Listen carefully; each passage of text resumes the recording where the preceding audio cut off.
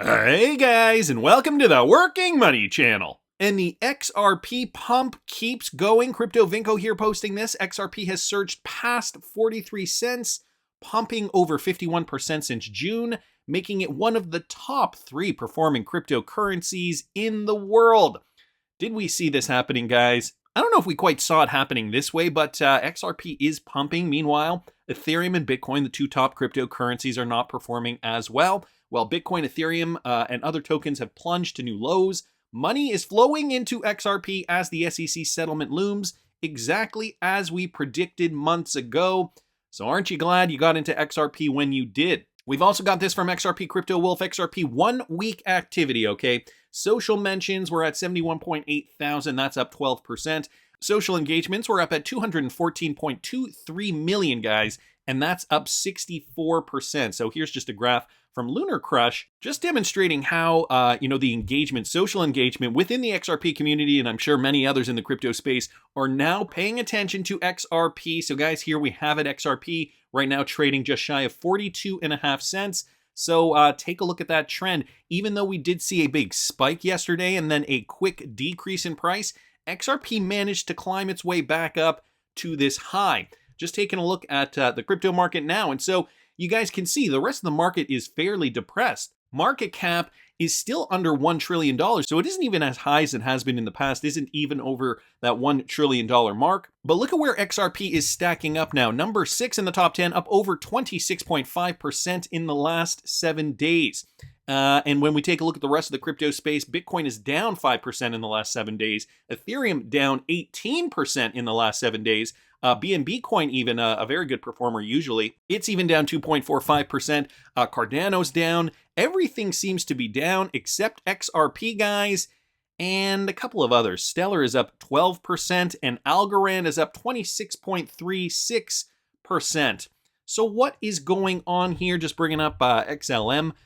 Just as an example here, we can see XLM has been trudging along as well, doing fairly well. It's up to about 11.6.116. And Algorand, let me just throw up Algorand on the chart here. Algorand to USD. Wow, look at that. Algorand also doing very well, up to 37 cents right now. So the momentum seems to be continuing despite Bitcoin's poor performance in contrast. So right now it's looking as though XRP, XLM, Algorand, just 3 coins that I'm going to mention right now that have some similarities.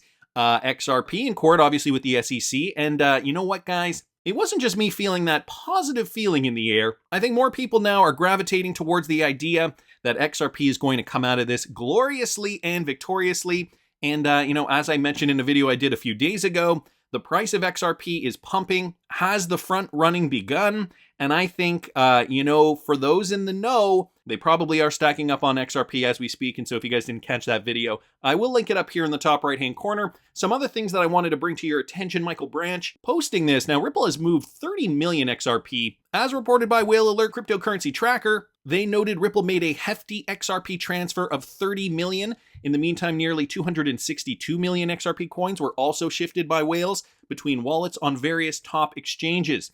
So we're seeing a lot of movement for XRP, and it's being documented on exchanges. According to one of the tweets from the source, Ripple shifted 30 million XRP to the BITRUE exchange located in Mexico. That is a Ripple ODL partner. The transaction was made from one of Ripple's reserve addresses. But aside from the BITRUE transaction, Whale Alert also noted that there was a total of 291.7 million XRP that has been wired between wallets in BitGo, Bittrex, Bitstamp, and BITRUE, including Ripple's wallet. So some of these XRP could be transactions between Ripple and some of these exchanges, but it could also just be whales. David Gokhshtein here also mentioning people feeling like the case is almost over against Ripple.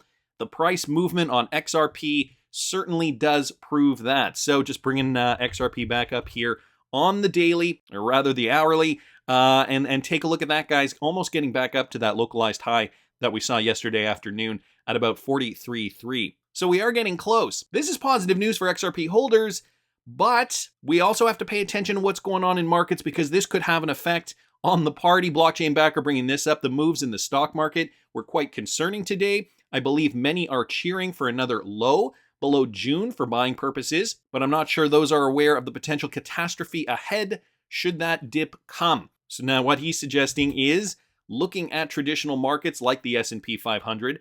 Look at yesterday. The market keeps dipping. This was yesterday's activity. The market today isn't open as of the time of this recording. So we have just been moving lower and lower and lower. And sorry, this isn't just one day's activity. I have it on the hourly right now. This is activity from September 16th till yesterday, September the 21st. And what he's talking about here is this. The June lows that he's talking about would be this June low here, putting a line, just a horizontal line on there, demonstrating that level of support that we saw back in June.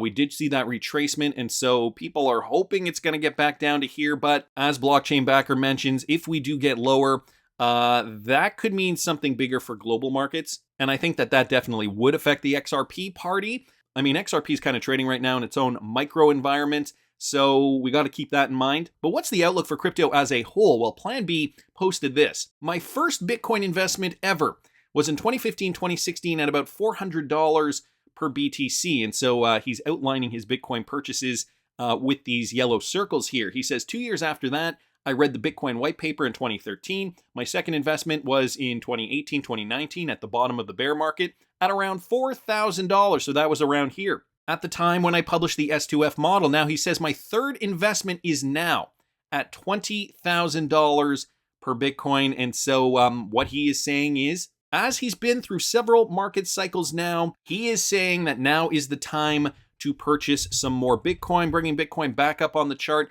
It is still forming support, guys, right down here in this level that it came back down to back in June. So all hope is not lost, and I even still think that XRP is a fairly good buy, even though it is now in the 40s. Lots of people saying anything under $1 for XRP is a good buy. Again, I've been stacking XRP for 4 years now. I have cost averaged at 22 cents for my XRP, so I'm not complaining. This is why I'm focusing on other altcoins. Algorand was one of the ones that I recently got into at, 32 cents? I forget what I even paid for it. My cost average for Algorand is still higher than I'd like it to be, nevertheless. This is the name of the game, guys. I think I'm going to deploy the rest of my capital in another coin that has not rallied yet. I will keep you guys updated on my progress. So there's that.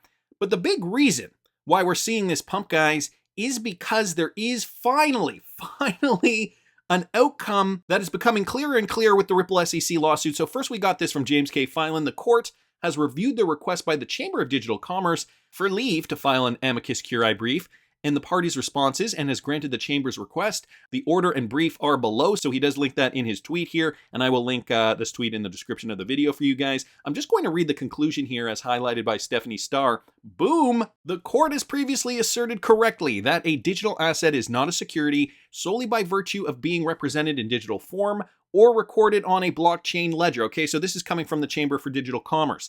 However, we are not aware of any court that has applied the Howey test to secondary transactions instead of the facts and circumstances surrounding an initial offer and sale. Further, despite the guidance issued by SEC staff, we are not aware of any court that has reevaluated whether transactions in a digital asset are securities transactions based on changes in the relevant factual circumstances. The Chamber believes that the subject of an investment contract such as digital assets should be analyzed separately from the contract itself, and that secondary transactions in the subject of an investment contract may be considered a commercial or technological transaction according to the relevant facts and circumstances. Therefore, the Chamber respectfully asks the court to reiterate that the law applicable to an investment contract is separate and distinct from the law applicable to the subject of such investment contract to the extent the court considers secondary transactions in digital assets in its opinion.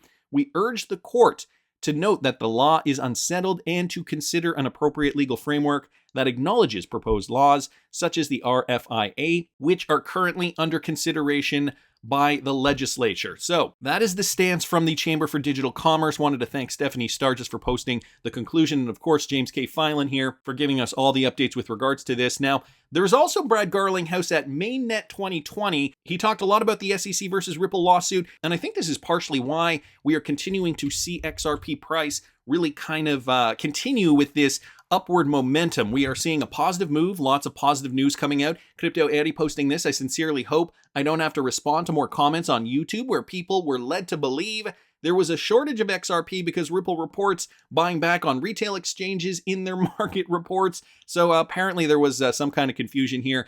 people thought that there was a shortage of XRP, and maybe this is why they were thinking that the price was rallying. But anyway, she points out here, Mr. Garlinghouse at Masari Crypto. So again, Brad Garlinghouse was at Mainnet 2020 talking to Ryan Selkis here. And she just kind of brings up some talking points here. Summary judgment, 2 to 9 months away, which we're going to get to in a second. When the SEC filed the case, 99.9% of XRP activity had nothing to do with Ripple. So that's a big point here that is going to crush the SEC's arguments. Number 3, stop taking shots at other assets. And then number 4, vast majority of XRP Ripple sells to their customers is repurchased. So she clarifies here, it's the XRP that Ripple is selling to their customers. That's the XRP that Ripple talks about repurchasing. And then number 5, facts matter. So getting into this a little further, Michael Branch posting this, an interview with CoinDesk with Ripple's in-house counsel, Stuart Alderati. And basically he says this is the beginning of the end because the SEC's case has fallen short. So let's just go down here. I'm going to link this in the description. This is coindesk.tv. There is a video interview if you guys want to watch the full thing. It's about 17, 18 minutes long.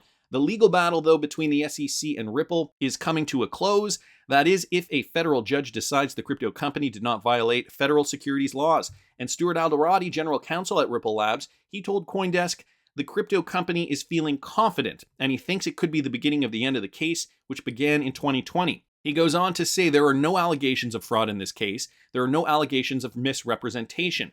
There are no allegations of market manipulation. He says it's really a technical issue, and we believe it's an issue that can be resolved as a matter of law by the judge. So these are the same talking points that Brad Garlinghouse talked about just yesterday. Both the SEC and Ripple have filed summary judgment motions, as we know, in December. Okay, so just giving us some history on the lawsuit. Alderati continues by saying, we believe that unless there is a contract for an investment, there's no case, and actually there's no authority for the SEC to even weigh in. We believe that they fail on every single prong of the Howey test. Alderati added that the SEC does not identify any contract for an investment between Ripple and an XRP holder, and that there were no post-sale guarantees on behalf of Ripple to investors. He goes on to say what the SEC is suggesting is that common interest is a substitute for common enterprise, and it's not. We've made no promise to any holder of XRP that we will take steps or are obliged to take steps on their behalf to do those things. So the argument now is getting clearer and clearer, and I think more people getting more confident about this. We even have this from Digital Asset Buy at Mainnet 2022. Ripple got a shout out from the organizers because, now that there are more crypto companies in trouble with the SEC and being sued by the SEC, well, the crypto industry kind of needed a trailblazer to pave the way for what was coming next. And, because Ripple has the resources, they were able to do so. Anyway, I'm going to let them explain it to you here. But what happened is smaller companies didn't have the resources to take the process all the way through the courts. Later today, we'll have Ryan Selkis and Brad Garlinghouse talking about the state of the Ripple case where the SEC has pursued Ripple. And I have to give shout out to Ripple for really putting in all of the time, the money, the effort, and assembling a world-class legal team in order to push back against the SEC. It certainly is important. Ripple at the front lines, fighting this battle for the entire crypto industry. So I think now it's becoming very clear that a lot of these companies, although maybe tribal at one time with their idealistic values, are now changing their minds, are now saying, wow, maybe Ripple isn't so bad after all. I mean, if they're helping the industry, they're helping me indirectly. This is a good thing for all of cryptocurrency. But the most annoying part is that this is what Ripple has been saying from the beginning, and all these whiners and complainers were being little b****s. I guess you can't look back and dwell on that and be an I told you so kind of person, although I told you so. All right, let's continue on, guys. A clip from Mainnet 2022. Okay, this courtesy of XRP Insight from their YouTube channel. Here is Brad Garlinghouse talking to Ryan Selkis a little bit about the SEC lawsuits. So I'm going to take it from about here. I'm just going to make sure it's on normal speed there. Yeah, let me play you guys this. Post-ICO crash, in some of your interactions with the SEC, that things were starting to trend in the wrong direction? Or up until the day that things went sideways? No, we had a sense. I mean, look, so I remember when I first met with the SEC, the SEC had set up this innovation group run by one of Val Sapanic, and she became kind of the crypto czar. They were purportedly just, hey, we want to understand. We went in to kind of just educate them. Frankly, as I was going around the world, meeting with central bankers around the world, talking to them about here's how Ripple's solution works. Here's the kind of customers we're signing. Here's how we use XRP. Mm-hmm. We are one participant in the XRP ecosystem. And so the first meeting I had, Jay Clayton was there, and not once did anyone say to me in this meeting that, and by the way, again, no lawyers from Ripple were there. It was me and David Schwartz. And there's never even a suggestion that XRP was a security. And I thought it was a very constructive meeting just to talk about how Ripple was using XRP and how the whole kind of crypto landscape, looked. Now, to your question, when did we get a sense that the tone had shifted? About a year after that, we got a letter, and now lots of people have gotten these letters. In my judgment, the SEC has gone cuckoo for Cocoa Puffs and just blasting out these investigative letters. But the first letter we got was simply hey, we're looking into this, it's informal, we want your voluntary cooperation. And literally there's a sentence in there that says, we've made no determination about what we view XRP as, but we want to, blah, blah, blah. Now, what's interesting about that is, that happened, and I think in 2019, we got that letter. And we're like, oh, okay, more active engagement, we're happy to cooperate. Again, one of the ironies here, and I know you're pacing how we get into the lawsuit, but in that letter, it references there's been no determination made. Yet they sued us and me personally, suggesting that from 2013 to 2020, I should have known the whole time that XRP was a security. My attitude is I was in your office multiple times. Not once did someone tell me that they viewed XRP as a security. So it's a little bit, I think, and the judge involved in the case, and now I'm getting kind of in the deep end here just for a second. Just recently, the judge had a ruling about some discovery things, and she described the SEC, one, as being hypocritical, two, as not following a faithful allegiance to the law. That's a quote. This is a federal government agency that works for us, right? It's part of the government. We should feel outrage. The idea that now everything under Gary Gensler's view is a security is crazy talk. And I think it does go back to, I know I'm ranting for a minute, just give me one more second. Look, I think you have to go back to first principles. I mean, you can rant as long as you want about Gary Gensler. My marketing team is relieved. I see I'm getting looks over there. It's me, not him. Not me. Exactly, it's safe space. Look, I think we have to go back to first principles. The United States Securities and Exchange Commission is granted authority by legislation from Congress. The 1933 Securities Act describes a security as an investment contract. So everybody talks about the Howey test. If you read the recent summary judgment motion, the point we're making is there's no investment contract. You don't even get to the Howey test. Ripple, the company, and Brad Garlinghouse, the individual, I didn't enter into a contract with anyone who bought XRP. There's no investment contract. If there's not a contract, how do you even get to the Howey test?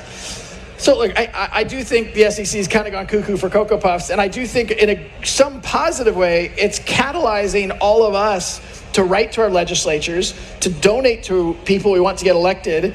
The SEC is cuckoo for Cocoa Puffs, and Brad Garlinghouse kind of hitting it home. We were all kind of perseverating on the Howey test, discussing it ad nauseum over the last 2 years, proving why XRP didn't follow it or whatever. And Brad Garlinghouse is now saying, it never was about the Howey test because there was never an investment contract to begin with. And I think, based on these types of comments here, I think this is what is getting more and more people, investors, people who are following the crypto market, more interested in taking their capital, putting it into a cryptocurrency like XRP, XLM, Algorand. Again, these are the coins that are pumping. It's not the rest of the market. Investing in these types of coins because these are going to be the ones that are going to get the clarity right out of the gate. We also have this clip here, another clip posted by Cryptotainment. Another one of Brad Garlinghouse, just continuing a little bit with this discussion. How does this get resolved, right? Are you pot committed at this point to actually get a jury trial or some type of precedent-setting action? Or is there a situation where you all would settle? Because I think everybody at this point is hoping that you go down with a fight, go the distance. So I'll say up front, I'm not the lawyer, but I've learned, unfortunately, more than I'd ever want to know about this. I very much doubt there will be a jury trial. And the reason is juries are used to figure out what the facts are. In this case, the facts really aren't in dispute, right? We agree, Ripple sold XRP. I personally received some of my compensation in XRP, and I sold XRP. Those facts aren't in dispute. What's not clear is the law. And so what the government is saying, what we're saying with these recent filings of a motion for summary judgment is, look, accept the facts as they are, just rule on the law. So by mid-November, I'll also comment briefly that the SEC has been trying to delay this thing every chance they have. We believe that by mid-November... Because they want to pick off smaller fish first. Yeah. Well, they're trying to set precedent. I mean, some of you following the library case, which is super interesting to follow, and I applaud the leaders there for some of their humorous tweets, which I never will click on I like because someone's watching everything I do, but I do sometimes like them. I think you just outed yourself. Anyway, they're trying to delay it. By mid-November, we should have the motion for summary judgment fully briefed in front of the judge. Then the question is, how long does the judge take to make a ruling? We don't know. You know, it could be as little as 2 months. It could be as little as much as 6 to 8, 9 months.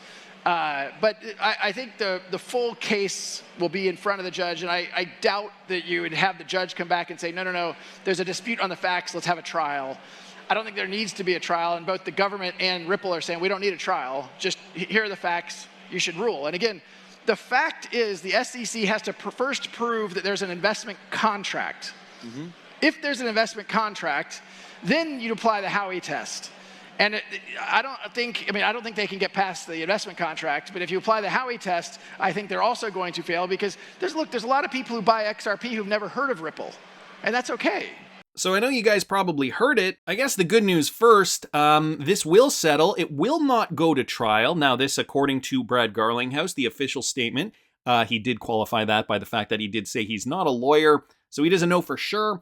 And John Dean also picking up on this. Brad said something XRP holders don't want to hear. He said, a decision from the judge could be anywhere between 2 to 9 months away. Now, if everything is going to be squared away by mid-November, that would bring us earliest January 2023, and the latest, he thinks it could take up until late April, early May. So is this being postponed, and what is this going to do to XRP price? Jungle Inc. bringing up a very optimistic and very astute point here. We already are on the wrong side of a crypto bull run. The when it ends isn't terribly important at this point, and I tend to agree. If we're seeing this kind of front running now, guys, 43 cents almost as of the time of this recording, almost back up to that localized high, is it really going to matter when we see the final verdict? I think when we see the final verdict, the FOMO will kick in and retail will keep pumping. Look at this as a positive opportunity, perhaps, to get in your last stacks of XRP. Again, this is not financial advice, but if I were stacking up on XRP, I would have done it yesterday, and if I didn't do it yesterday, well, I'd think long and hard where this trend is continuing to go. That's just my opinion, but I want to hear what you guys think. Please subscribe to the channel if you haven't already. Like the video if you like the content I'm providing. I always love hearing your comments. See you in the next one, guys.